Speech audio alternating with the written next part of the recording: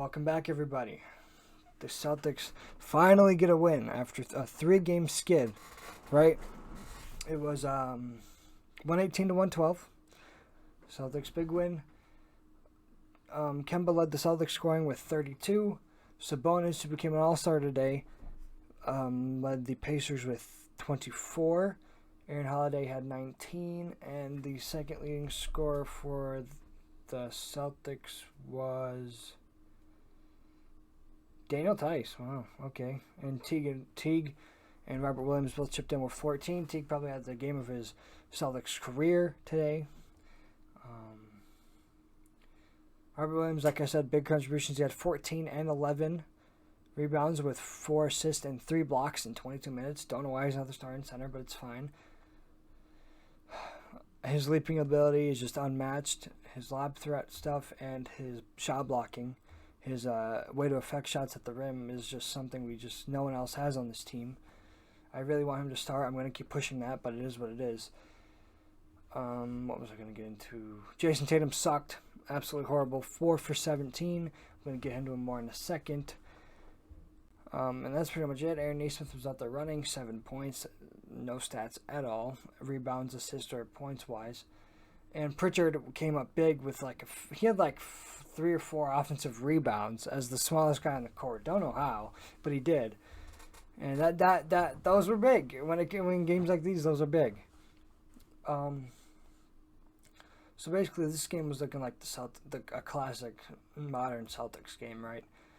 The Pacers went up 18-4 to start the game, 18-4, and the Celtics made a run, a big run. It went from 18-4 Pacers lead to 20-19 Pacers lead, and Kemba really just led that whole comeback. He hit a 3, and then he got a steal, and then he got fouled. He got the steal and got fouled going to the rim.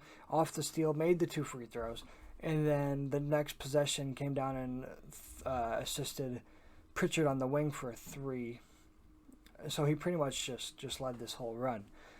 Kemba carried tonight. So again, I haven't said this yet. It was a vintage game from Kemba, absolutely vintage. He hit every mid-range, every free throw mid-range shot, every free throw pull-up. He was coming around screens on 3s and hitting them. It was just a classic Kemba, like a Kemba game that we're used to seeing. Well, not used to seeing, but you know what I mean. Like the Kemba we know when he's at his best, right? Jaylen Brown, I don't know if I mentioned his stat line yet. He was, I know he had 2 field goals made in the first half. He had 15 points, 7 rebounds, 5 assists on 5 for 12 shooting. It's not the best, but not horrible by any means. We'll take 5 for 12. That's just under 50%. That's what? I don't even know. I don't want to say a number. I don't want to get embarrassed because my math is bad. I would say 45, but that can't be right. Anyways, yeah.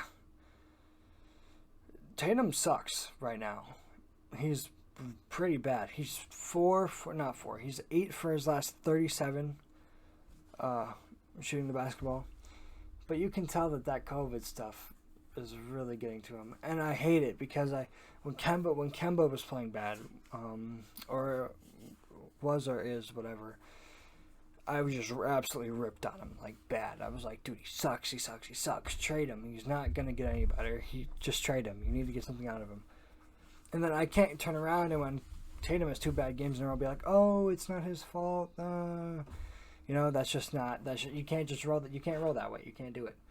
But COVID is clearly getting him. He said a week or 2 ago that it was really affecting his breathing really bad, and that just getting up the court was tough. And you could see that tonight. He's just not. He's not being aggressive at all. He's not being himself. Sorry. He's not being himself.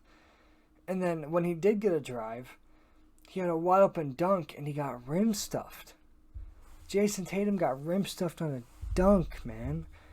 We're talking about a kid who dunked on LeBron his rookie year is getting rim stuffed now.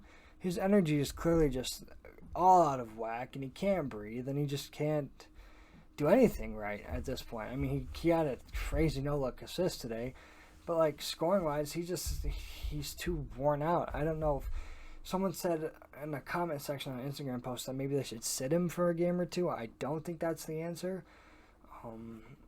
I think you still have to play him, because if Kemba doesn't have a vintage 32-point night, we lose to the 15 and 15 Pacers.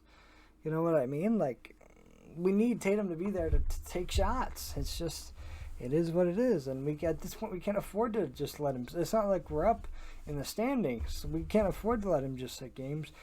He uses, if we can, just have him tough it out to the All-Star break, where obviously he has a break because it's called the All-Star break. Oh, no, he doesn't, because he's a starter in the All-Star game. Oh, my gosh. That's actually a bad thing now. He was just a reserve before. Anyways, my bad. I'm going to edit that out, probably. You might say, you might not. I don't know. Yeah, so like I said, vintage classic Celtics game.